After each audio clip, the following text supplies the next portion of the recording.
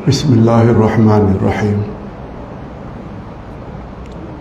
Alhamdulillah nahmaduhu wa nasta'inuhu wa nastaghfiruh wa na'udzu billahi min shururi anfusina wa min sayyiati a'malina. Man yahdihillahu fala mudilla lahu wa man yudlil fala hadiya lahu. Asyhadu an la ilaha illallah wahdahu la syarika lah wa asyhadu anna Muhammadan abduhu wa rasuluh la nabiyya ba'dah.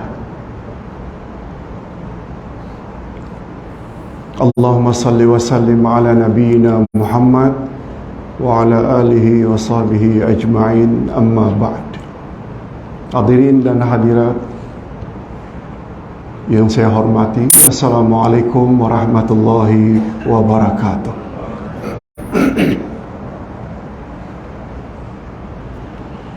Alhamdulillah, kita bersyukur kehadirat Allah Azza wa Jalla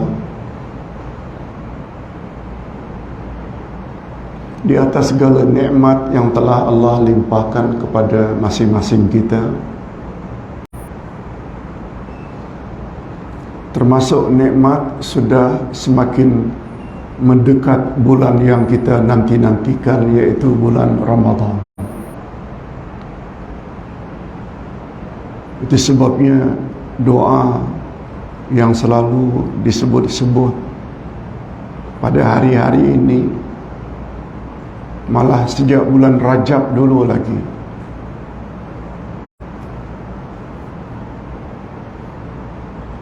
Allahumma barik lana fi Rajab wa Sya'ban wa balighna Ramadan. Ya Allah, berkatilah hidup kami dalam bulan Rajab dan Sya'ban,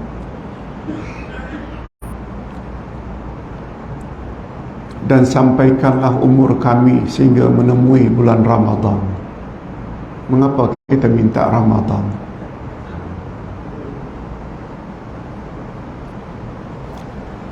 Karena bulan Ramadan mempunyai kelebihan yang tak ada pada bulan-bulan lain.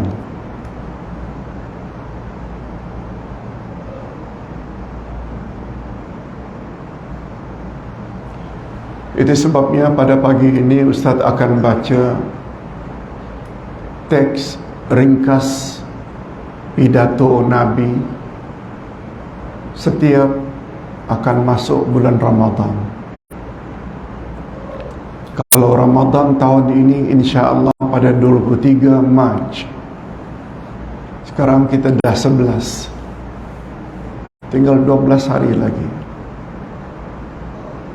Itu sebabnya pidato singkat yang Nabi ucap setiap menjelang Ramadan paling tepat untuk jadi topik pembahasan kita pada pagi ini.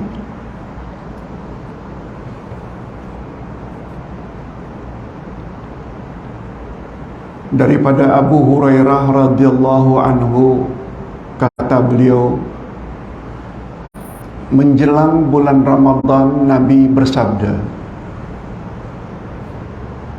tolong ikuti, qad ja'akum syahrun mubarak iftaradallahu alaikum siyamah tuftahu fihi abwabul jannah wa tughlaqu fihi abwabul jahim wa tughallu fihi syayatin wa tughlaqu fihi abwabul jahim wa tughallu fihi asyayatin fihi lailatun khairun min alfi syahrin man hurima khairaha faqad hurim.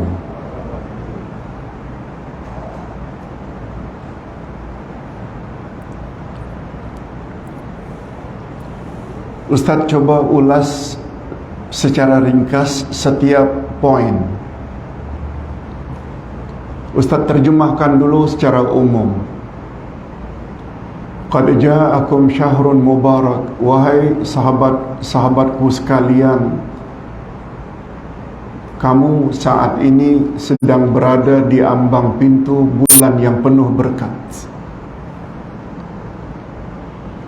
Iftaradallahu alaikum siyama. Pada bulan tersebut kamu diwajibkan berpuasa.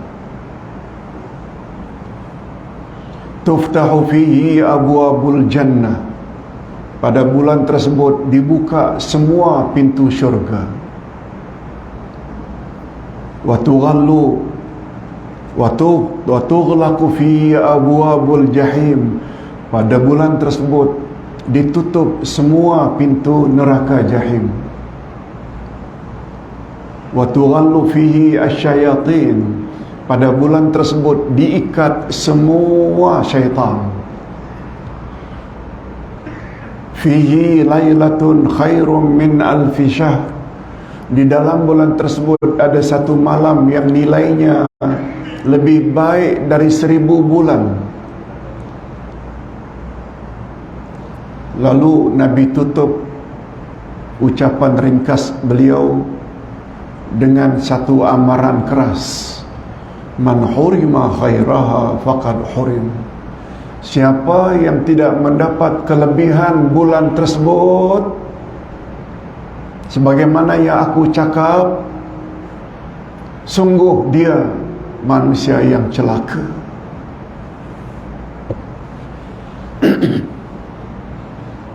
Mari kita ulas bahagian demi bahagian. Kamu saat ini sedang berada di ambang pintu bulan yang penuh berkat. Bulan apa maksudnya? Bulan apa? Ramadan.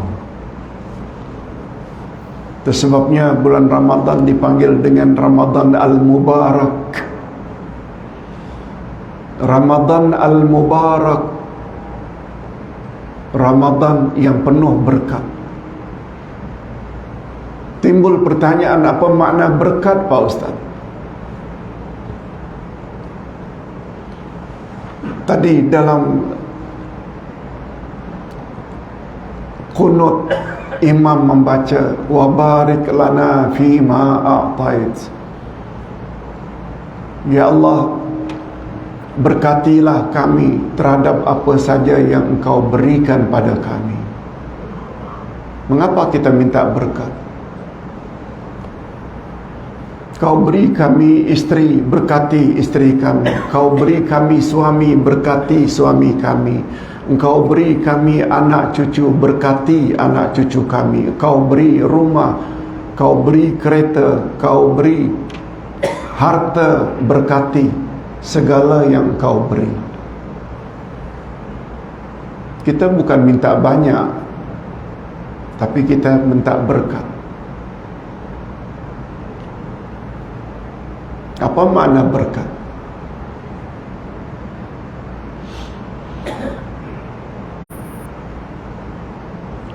Al-barakah dari satu sisi maknanya an-numuwu wa ziyadah. Tolong ikuti, an-numuwu wa ziyadah. An-numu maknanya berkembang, ziyadah bertambah-tambah. Dia membawa makna al-kasrah, banyak pahala yang kita akan perolehi bila dapat berkah.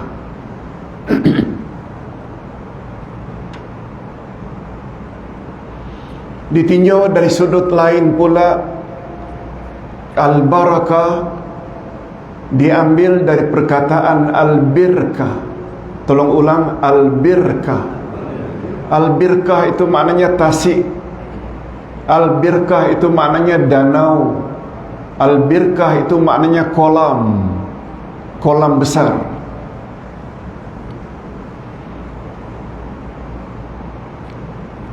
Al-barakah Keberkatan diambil dari perkataan al-birkah. Al-birkah maknanya danau, tasik, kolam. Bila ditanya mengapa Pak Ustaz, hubungan antara kolam dengan keberkatan, kita kena ingat ciri-ciri danau, tasik, kolam. Ada dua ciri-ciri khasnya. Yang pertama, kasura ma'uhu, banyak airnya. Betul tak? Kalau sedikit namanya kolah, H belakangnya. Tapi kolam, M belakangnya, airnya mesti banyak. Tadi pagi semua kita masuk bilik mandi, ada kolah. Setakat itulah. Tapi kolam ni, tasik, danau. Banyak tak airnya? Yes, banyak. Ciri-ciri pertama kolam, kasura ma'uhu, banyak airnya. Dan ciri-ciri kedua, sabata ma'uhu, tetap airnya. Betul tak kolam beza dengan lautan? Airnya mengalir. Betul tak kolam beza dengan sungai? Airnya mengalir, tapi kolam airnya tetap. Sabata ma'uhu, maknanya seseorang apabila telah mendapat keberkatan, iaitu pahala yang banyak, pahala tersebut tetap tidak dikurangi oleh Allah.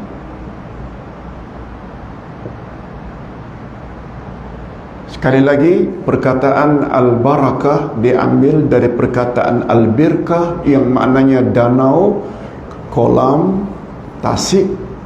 Yang ciri-ciri khasnya ada dua, banyak airnya, dan yang kedua, tetap airnya. Oleh sebab itu, seseorang yang apabila mendapat keberkatan, dia layak tak mendapat pahala yang banyak? Yes.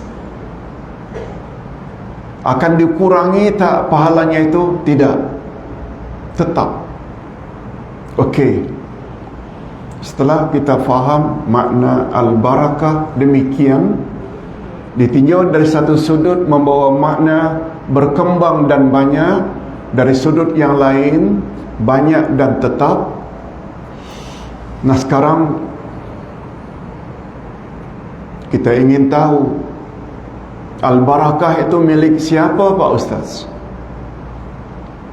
Menurut pandangan Ahlus Sunnah wal Jamaah, semua jenis keberkatan adalah milik Allah. Milik siapa? Buktinya, tolong ikuti. At-tahiyyatul mubarakatus salawatut tayyibatu lillah. At-tahiyyat, segala penghormatan. Al-mubarakat, segala keberkatan. At-tayyibat, segala kebaikan.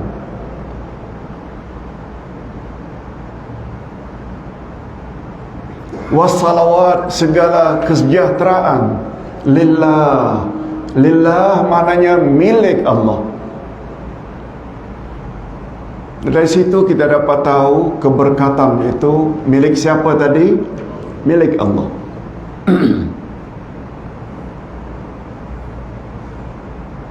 Oleh sebab itu, kalau ingin mendapat keberkatan, kita mesti minta kepada siapa? Allah sahaja.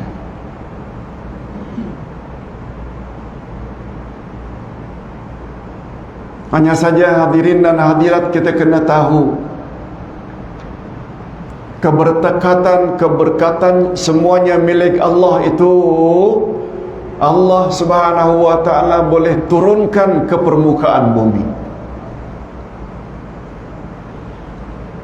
Semua keberkatan milik Allah, Allah boleh turunkan ke atas permukaan bumi. Di mana keberkatan diturunkan?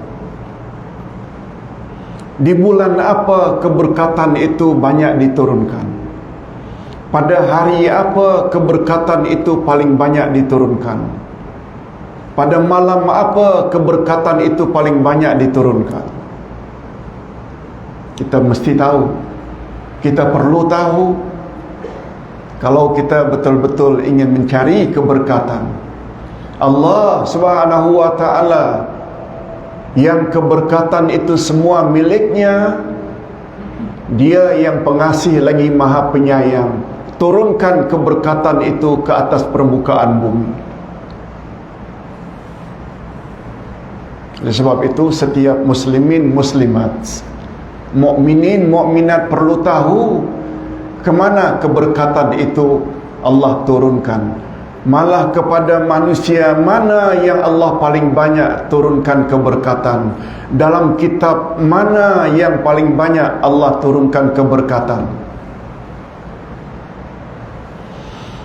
Hanya saja penurunan keberkatan dari Allah ke permukaan bumi termasuk perkara yang nyata atau perkara yang gaib?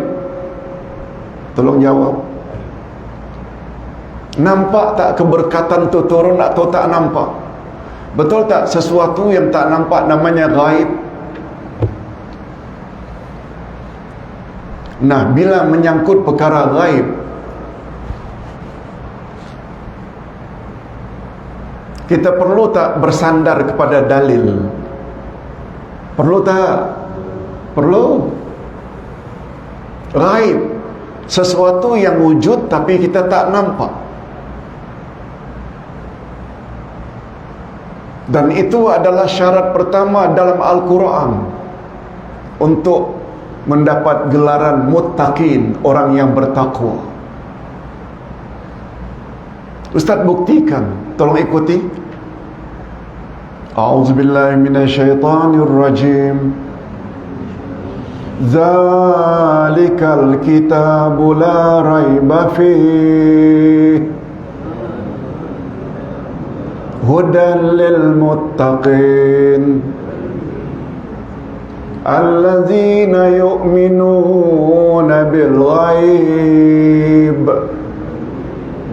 wa yuqimuna as-salah wa mimma razaqnahum yunfiqun.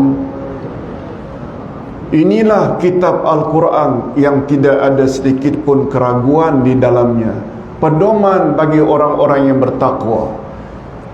Siapa orang-orang yang bertakwa? Mula-mula Allah sebut ciri-ciri orang yang bertakwa. Alladzina yu'minuna bil, orang yang beriman terhadap yang gaib. Baru mereka mendirikan salat, baru kemudian mereka infak, sumbang, sedekah segelintir dari harta mereka untuk orang lain. Walaupun Quran itu pedoman bagi orang bertakwa, hudan lil muttaqin, sifat nomor satu orang yang bertakwa adalah mereka yang beriman kepada yang gaib. Termasuk tak penurunan Al-Quran, penurunan keberkatan dari Allah ke muka bumi, termasuk perkara gaib tak? Bila perkara gaib, tak ada yang tahu kecuali Allah. Kalau ada pun yang tahu, kedua, Rasulullah. Sebab Rasulullah betul tak terima wahyu. Itu sebabnya dalam ilmu akidah, gaib terbagi dua. Satu namanya gaib hakiki, yang kedua namanya gaib idafi. Gaib hakiki maknanya gaib yang sebenar-benar gaib, tak seorang pun yang tahu kecuali Allah. Contoh, bila kiamat akan terjadi, betul tak? Hatta malaikat tak tahu, hatta Nabi Muhammad tak tahu. Satu lagi gaib idafi. Idafi maknanya tambahan. Malaysia idafi, Malaysia tambahan. Kampung Malaysia idafi. Ghaib idafi maknanya ghaib tambahan. Beberapa perkara ghaib yang Allah beritahu kepada Nabi melalui wahyu yang Allah tak bagi tahu pada orang lain. Sekali lagi, ghaib terbagi berapa? Pertama, tolong ikuti, ghaib hakiki. Yang kedua, ghaib idafi. Apa contoh Pak Ustaz? Kita tadi telah beri contoh, bila kiamat akan terjadi, itu termasuk ghaib apa? Hakiki. Tetapi ketika Nabi ditanya, ya Rasulullah, apa ya tanda-tanda kiamat? Sudah dekat. Kata Nabi, jumlah wanita lebih ramai dari laki-laki. Bila dah dekat sangat kiamat, satu laki-laki 50 wanita. Bila dah dekat sangat, akan banyak terjadi peperangan, akan banyak terjadi gempa bumi. Itu antara lain. Itu semuanya ghaib idafi. Dan Nabi boleh tak beritahu? Boleh. Okey.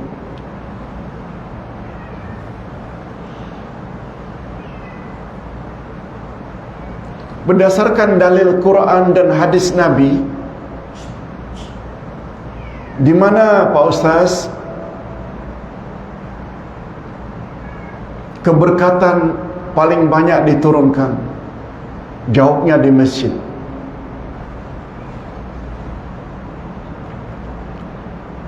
Bila kita salat subuh di rumah dengan salat subuh di masjid, di surau, mana lebih banyak ganjaran pahalanya? Masjid. Ada tak unsur banyak? Yes. Hatta di rumah kita buat salat berjamaah, tetap tidak sama.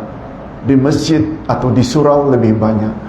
Itu memberi isyarat bahawa di dalam masjid ada keberkatan. Lebih-lebih lagi terhadap 3 masjid terkenal: Masjidil Haram Makkah, Masjid Nabawi Madinah, Masjidil Aqsa. Betul tak Nabi ada sebut, sekali anda salat dalam Masjidil Haram, nilai salat yang satu sama dengan 100,000 salat di tempat-tempat yang lain. 100,000. Sekali salat dalam Masjid Nabawi sama dengan 1,000. Sekali salat di Masjidil Aqsa sama dengan 500. Betul tak? Kelebihan yang ada pada 3 masjid itu tidak ada pada mana masjid di atas muka bumi. Hatta masjid negara, hatta masjid negeri, Selangor. Itu sebabnya kata Nabi, tolong ikuti, la tushaddur rihal illa ila salasati masajid, al-masjidil haram, wa masjidi hadha, wa masjidil aqsa. Jangan kamu gagahkan pemergian untuk tujuan ibadat kecuali pada 3 masjid: Masjidil Haram, Masjid Nabawi, Masjidku ini, dan Masjidil Aqsa.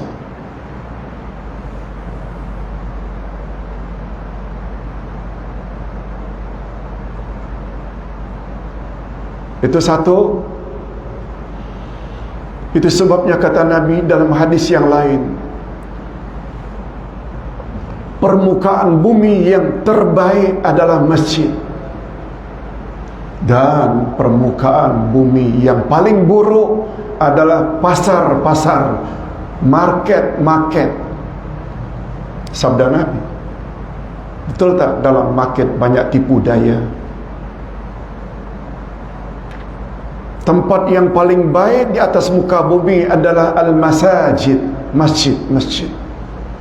Bapak-bapak dan ibu-ibu, kita berdoa mudah-mudahan kita senantiasa menjadi ahli masjid. Paling kurang 5 kali sehari semalam kita datang untuk salat berjamaah. Lebih-lebih lagi nanti bulan Ramadan dengan tarawihnya, dengan iktikafnya, semuanya mesti buat di masjid. Okey, itu tentang tempat. Hari apa Pak Ustaz hari yang paling banyak Allah turunkan keberkatan? Jawabnya hari Jumaat.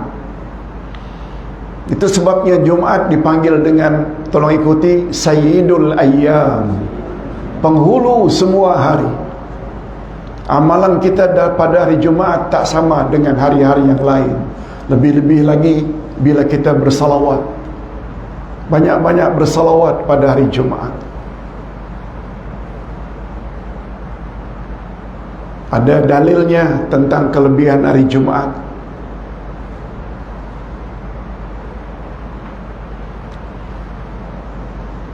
Tentang bulan apa Pak Ustaz yang paling banyak Allah turunkan keberkatan? Kita baru sebut tadi. Tolong ikuti. Qad ja'akum syahrun mubarak. Kamu sedang berada di ambang pintu bulan yang penuh berkat. Merujuk pada bulan apa? Ramadan. Itu sebabnya ibadat kita dalam bulan Ramadan, apa saja kebaikan yang kita lakukan dalam bulan Ramadan, nilainya di sisi Allah tak sama dengan ibadat-ibadat kita, walaupun ibadat yang sama. Dengan ibadat tersebut kita lakukan dalam bulan Ramadan. Bila ditanya lagi, Pak Ustaz, dalam satu tahun ini ada malam apakah yang paling banyak Allah turunkan keberkatan? Jawabnya malam Lailatul Qadar. Betul tak Allah sendiri yang sebut Lailatul Qadri khairun min alfi syahr. Malam Lailatul Qadar adalah lebih baik daripada kamu beribadat 1000 bulan. 1000 bulan itu kalau mau dijadikan tahun bagi 12, dia akan menjadi 83 tahun 4 bulan.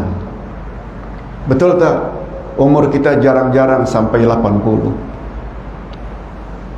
Kalau Ustaz sekarang sudah 77, maknanya tak lama lagi akan balik. Apalagi Nabi pernah bersebut, A'maru ummati baina sittina wa sab'in. Umur umatku adalah di antara 60 ke 70. Betul tak? Umur Nabi memang demikian, 63 meninggal. Walaupun ada orang yang lebih daripada itu, cuma Nabi tambah hadis tadi, sangat sedikit orang yang melebihi 70 tahun. Sangat sedikit, kata Nabi. Ada kemungkinan tak orang mati umur 15 tahun, 10 tahun, 30 tahun. Kematian bila datang itu hanya ada dalam ilmu Allah. Kita tak tahu. Oleh sebab itu manfaatkan masa sebaik-baiknya untuk memperbanyak bekal. Jadi konsep mengetahui di mana keberkatan itu diturunkan oleh Allah, mustahak tak? Sangat mustahak. Okey. Nah sekarang kita tanya lagi, kalau bulan apa, kalau hari apa, kalau malam apa, kita sudah tahu jawabannya. Di bahagian bumi yang mana satu keberkatan banyak diturunkan, iaitu masjid. Timbul pertanyaan, di dalam kitab apa Pak Ustaz yang paling banyak Allah turunkan keberkatan, yang bila kita baca saja walaupun tak faham, kita layak mendapat ganjaran pahala? Jawabnya kitab Al-Quran. Sebab Allah sendiri menyebut kitabun mubarak. Quran adalah kitab yang penuh berkat.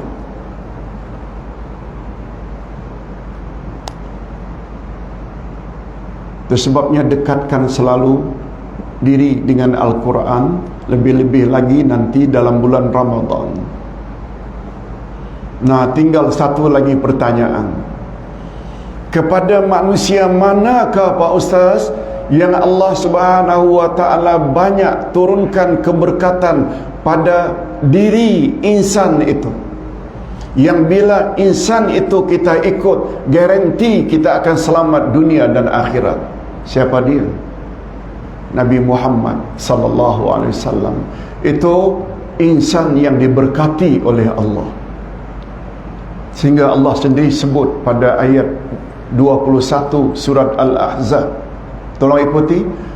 Laqad kana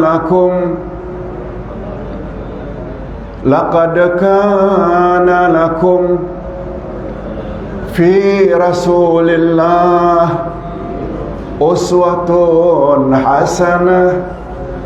Sesungguhnya pada diri Rasulullah itu bagi kamu terdapat contoh teladan yang terbaik. Boleh tak kita katakan dengan bahasa hari ini, itu rekomendasi daripada Allah tentang individu itu. Kalau ingin selamat, ikut Nabi Muhammad sallallahu alaihi wasallam. Itu sebabnya dalam hidup ini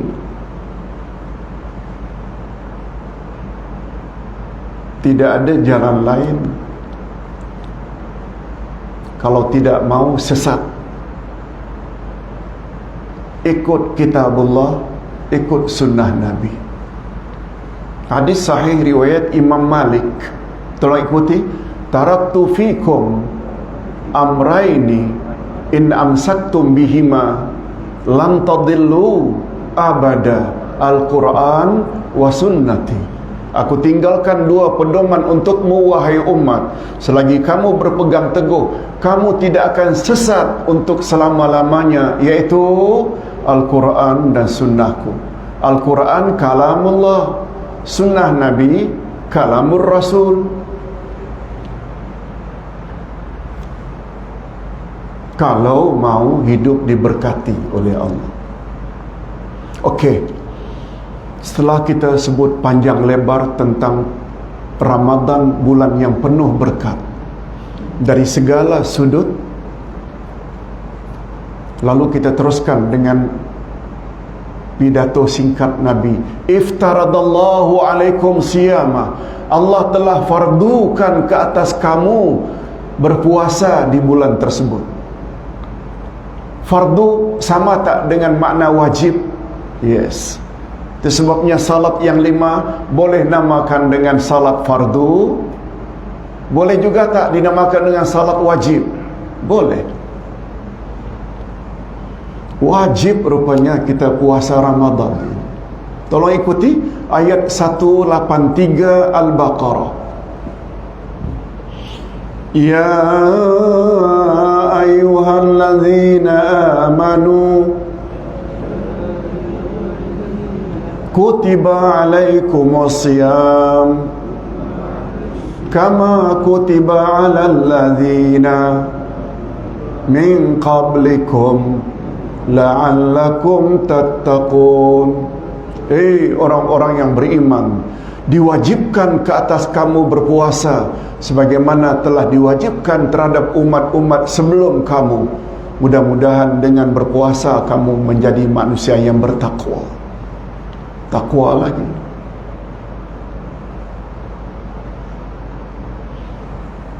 Walaupun kita tak nafikan ada puasa sunat, Senin, Kamis, puasa hari putih, puasa Ashura, puasa Arafah.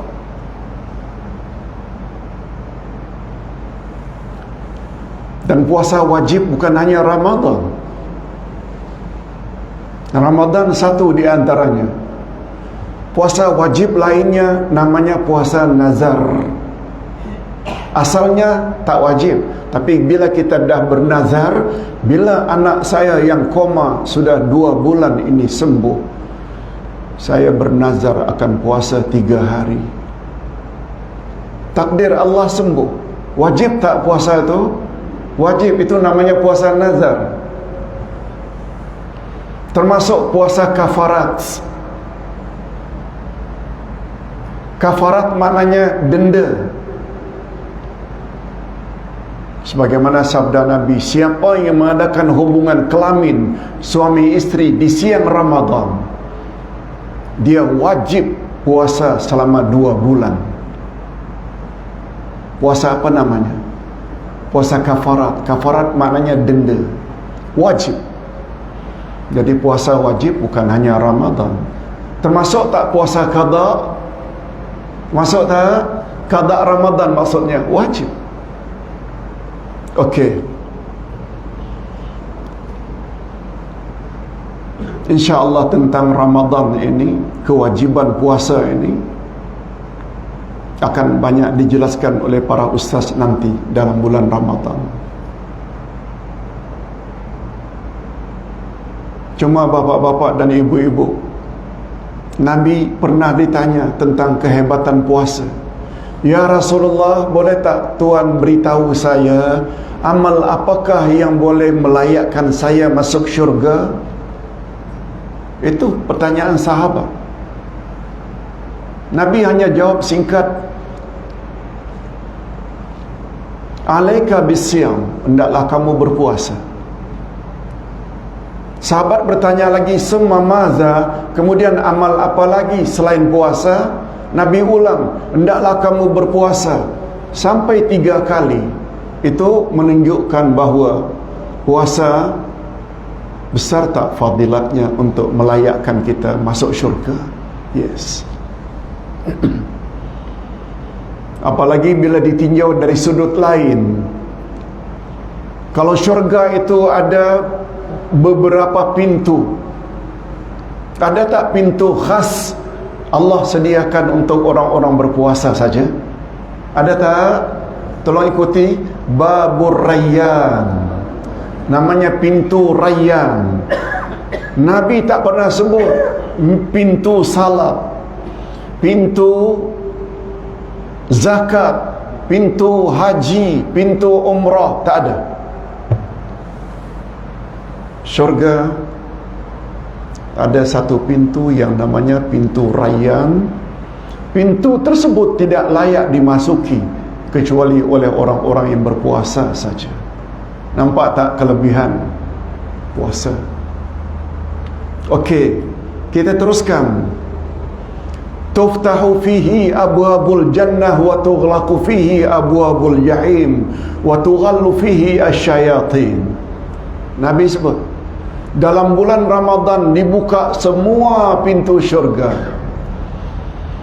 Di dalam bulan Ramadan ditutup semua pintu neraka. Dalam bulan Ramadan diikat dan dibelenggu semua syaitan.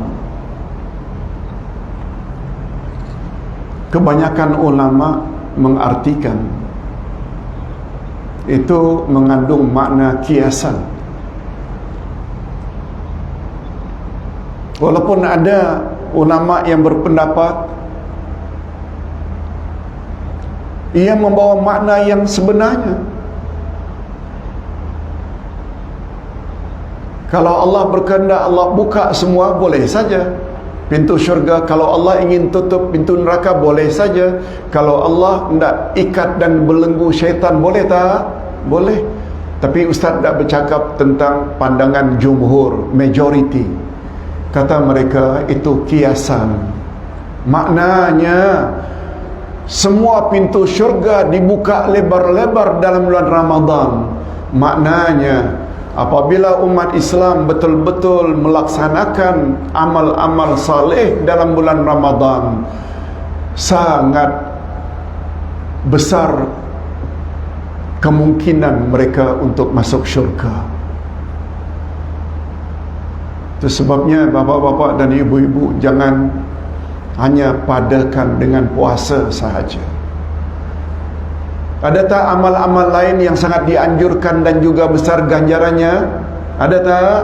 Sahur, tarawih, witir, tadarus, iftar, memberi makan orang-orang yang berpuasa.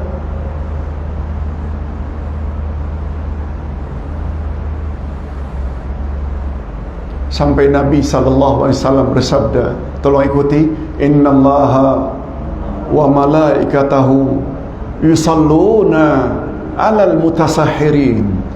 Allah dan para malaikat bersalawat ke atas orang-orang yang makan sahur.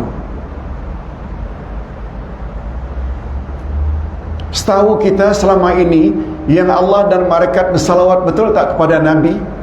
Sebagaimana yang disebut oleh khatib setiap hari Jumaat, innallaha wa malaikatahu yusalluna 'alan nabi. Rupanya kita yang bukan Nabi ini juga layak untuk mendapat salawat daripada Allah dan malaikat. Salawat dari Allah maknanya Allah cucuri rahmat dan berkat dalam hidup. Salawat dari malaikat untuk kita maknanya malaikat-malaikat di langit mohon pada Allah agar Allah ampun dosa-dosa kita. Mustahak tak dapat salawat dari Allah dan malaikat? Yes. Antara lain sahur. Apalagi bila ditinjau dari sudut lain, tolong ikuti. Al-faslu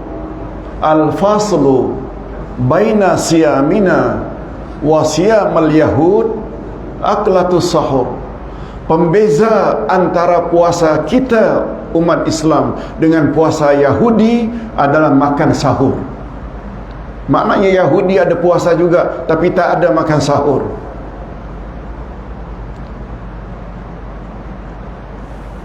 Oleh sebab itu, jangan malas makan sahur.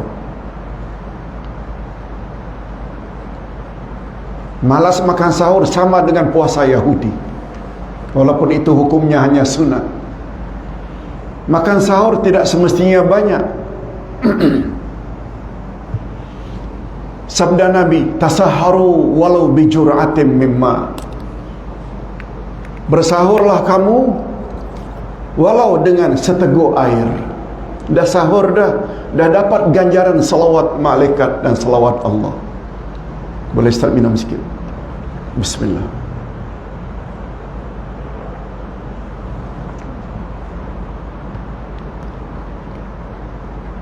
Apa dia cara yang kedua? Tolong ikuti. Innallaha wa malaikatahu yusalluna ala safil awal. Sesungguhnya Allah dan para malaikat bersalawat ke atas orang yang berada pada saf yang pertama. Ini berapa banyak orang yang malas. Kamu sajalah ke depan, kamu sajalah. Semuanya karena jahil.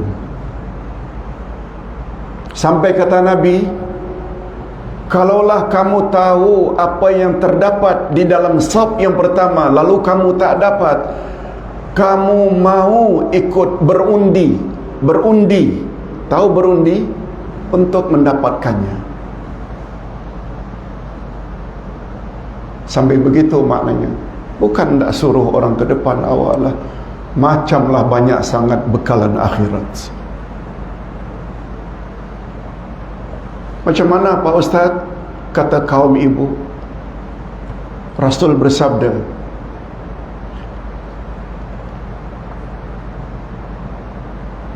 afdalu sufufir rijal awaluha wa syarruha akhiruha. Sebaik-baik saf laki-laki adalah paling hadapan, seburuk-buruk saf lelaki adalah paling belakang. Wa khairu sufuhin nisa'i akhiruha wa syarruha awwaluha. Sebaik-baik saf wanita paling belakang dan seburuk-buruk saf wanita paling depan. Terbalik.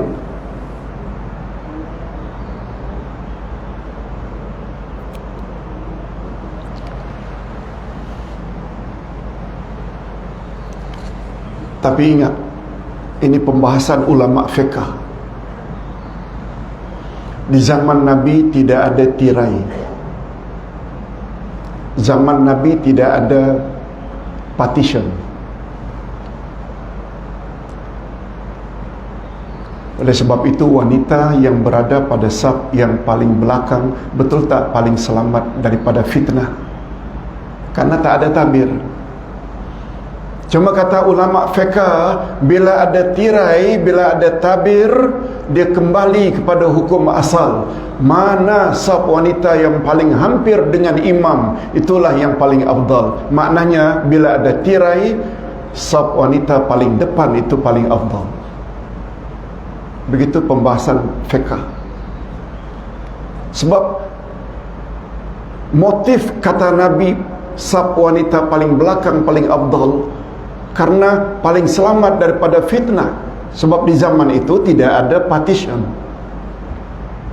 Begitu pembahasannya. Okey. Semua pintu neraka ditutup rapat-rapat. Dia membawa makna kiasan. Betul tak? Pada bulan Ramadan, manusia secara relatif sangat berkurang buat maksiat.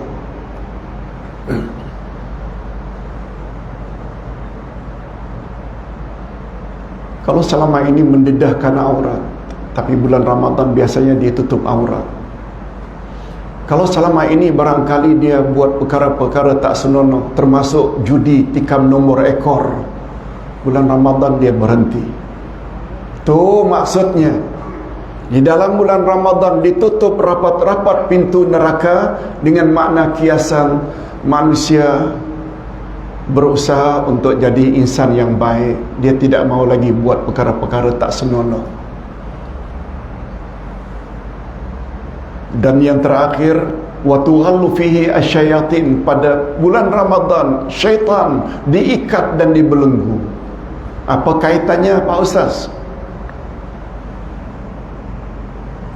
Kaitannya, kata Nabi, syaitan mengganggu manusia melalui majrad dam. Tolong ikuti majrad dam. Majrad dam ini maknanya mengalirnya darah. Dam itu darah, blood. Majrad dam, mengalirnya darah. Syaitan mengganggu manusia melalui saluran darah. Apa kaitannya dengan puasa dapat mengikat dan membelenggu syaitan? Sebab pada bulan puasa kita tidak banyak makan.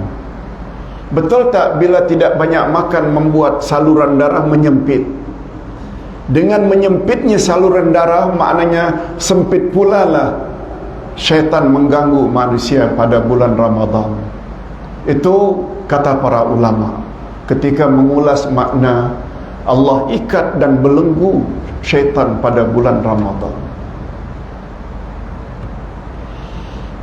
Mungkin timbul pertanyaan, macam mana Pak Ustaz? Banyak juga orang buat maksiat dalam bulan Ramadan. Kata Ustaz, syaitan diikat dan dibelenggu. Itu fahamlah kita bahawa tidak semua manusia yang ingin mencari kelebihan sebagaimana yang disebut oleh Nabi sallallahu alaihi wasallam. Wujud tak dalam masyarakat? Hatta dalam bulan Ramadan manusia tetap berzina. Manusia dalam bulan Ramadan tetap berjudi. Manusia dalam bulan Ramadan tetap tidak berpuasa. Manusia dalam bulan Ramadan tetap mendedahkan aurat. Ada tak? Na'udzubillah. Mudah-mudahan kita tidak termasuk golongan tersebut. Nah, sebelum mengakhiri, kata Nabi, fihi lailatun khairum min alfi syahr. Dalam bulan tersebut ada satu malam yang lebih baik daripada 1000 bulan. Malam apa itu? Malam Lailatul Qadar. Bapak-bapak dan ibu-ibu, Al-Qadar ada 3 makna. Pertama, qadar dengan makna mulia.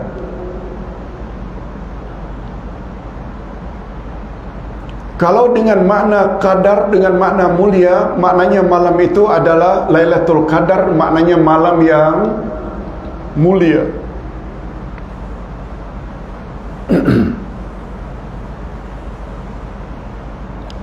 Macam mana tak mulia? Beramal di malam itu bukan sama dengan khairun. Lailatul Qadri khairun, bukan sawaun, bukan sama dengan. Khairun maknanya apa? Better, lebih baik daripada kamu beramal 1000 bulan.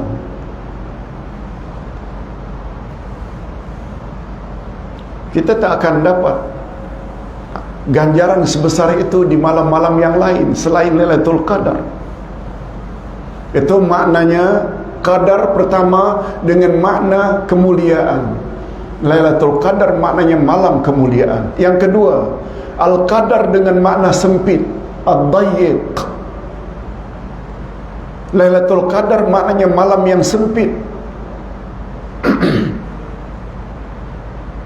Apa maksudnya, Pak Ustaz? Apakah malam itu pendek? Bukan. Sempit di sini dengan makna karena di malam Lailatul Qadar sangat banyak dan ramai malaikat-malaikat di langit memenuhi bumi, berpusu-pusu, sehingga tidak ada renggang antara malaikat dengan malaikat yang lain. Maknanya muka bumi ini jadi sempit karena dipenuhi oleh malaikat. Bapak-bapak dan ibu-ibu, bila sesuatu tempat itu dipenuhi oleh malaikat,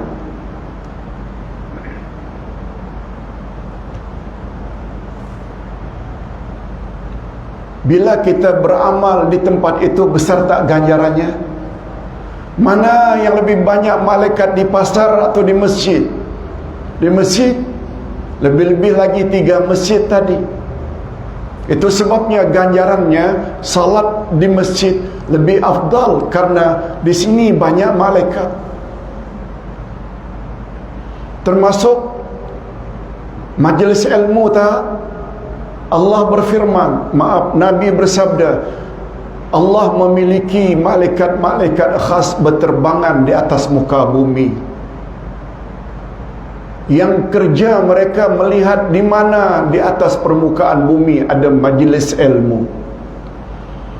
Begitu di antara malaikat tahu di suatu tempat ada majlis ilmu seperti ini, malaikat di langit akan memanggil rakan-rakannya untuk turun ke tempat majlis ilmu, sambil, kata Nabi, mengembangkan sayap-sayapnya, menaungi orang-orang yang sedang hadir mengikuti majlis ilmu. Hadis sahih. Termasuk perkara gaib tak? Termasuk perkara gaib tak? Gaib kita tak nampak, tapi kita yakin tak dengan hadis yang sahih bahawa saat ini kita sedang berada di bawah sayap para malaikat. Itu sebabnya ganjarannya besar tak menghadiri majlis ilmu. Rasulullah bersabda, "Man salaka tariqan yaltamisu fihi ilma, sahalallahu lahu bihi tariqan ilal jannah." Siapa yang menghadiri majlis ilmu, niscaya Allah mudahkan baginya jalan menuju ke syurga, melintas siratul mustaqim dengan cepat karena majlis ilmu. Lebih-lebih lagi majlis ilmu itu diadakan dalam masjid. Betul tak? Sudahlah masjid penuh dengan malaikat, majlis ilmu ada, Allahu Akbar.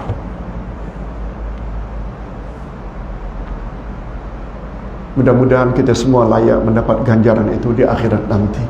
Amin ya rabbal alamin. Panjang bila kita tidak bercakap. Oh, tunggu.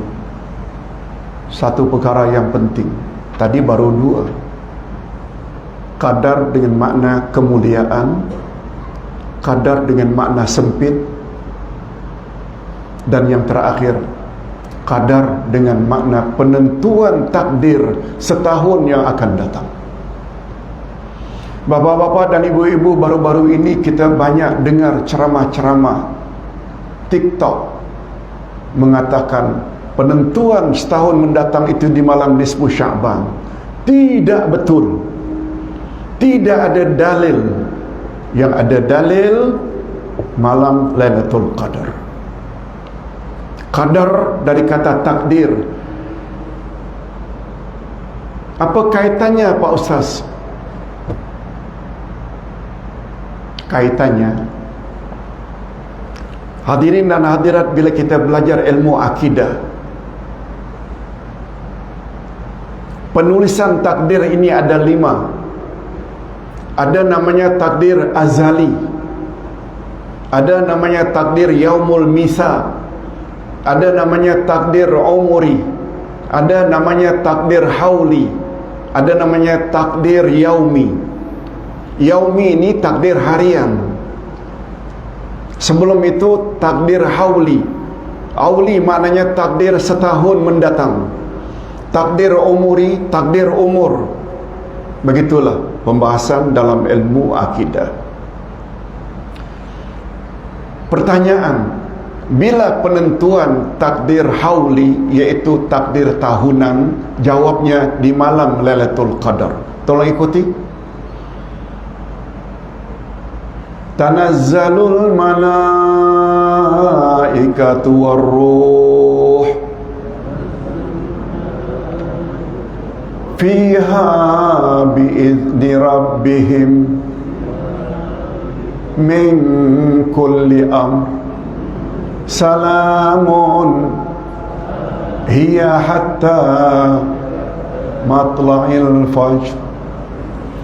Turunlah di malam Lailatul Qadar malaikat-malaikat. Itu yang kita katakan tadi, di malam Lailatul Qadar malaikat turun tak, ramai tak, sampai sempit permukaan bumi dihuni oleh malaikat.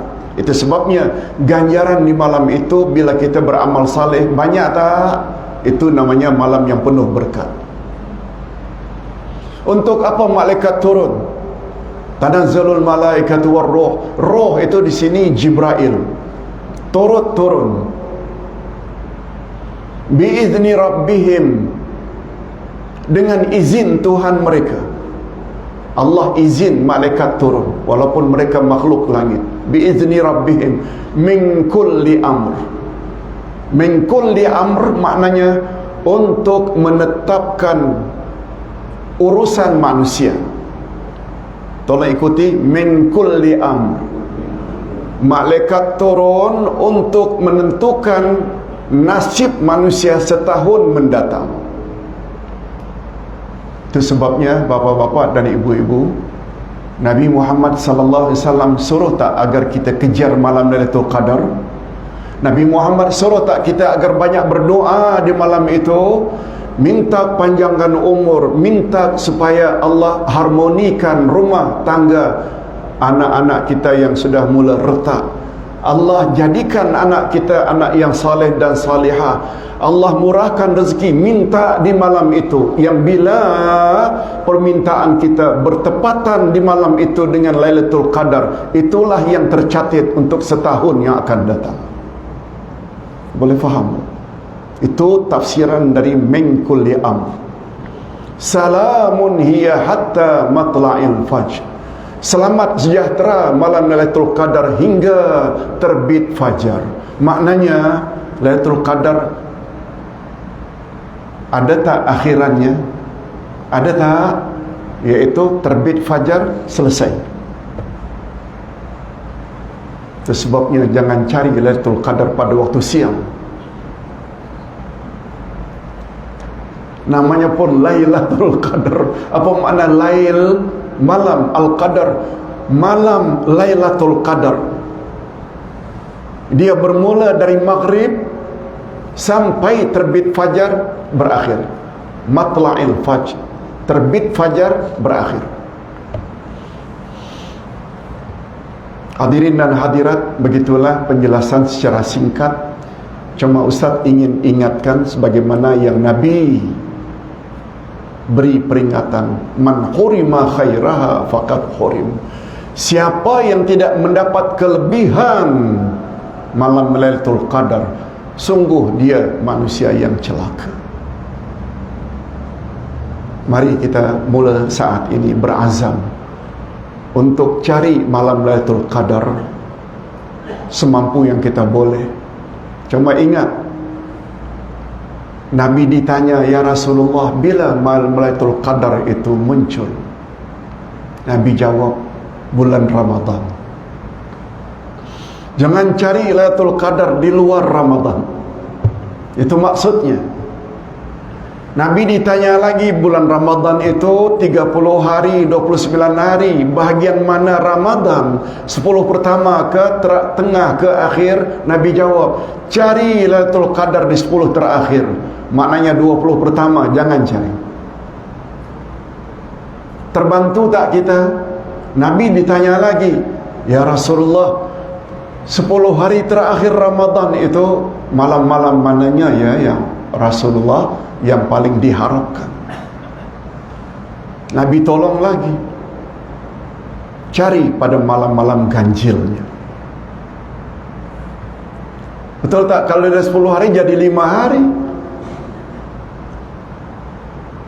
Nabi ditanya lagi, dari malam-malam ganjil itu malam ganjil mana satu yang paling kita harapkan? Nabi jawab, malam 27 Ramadan.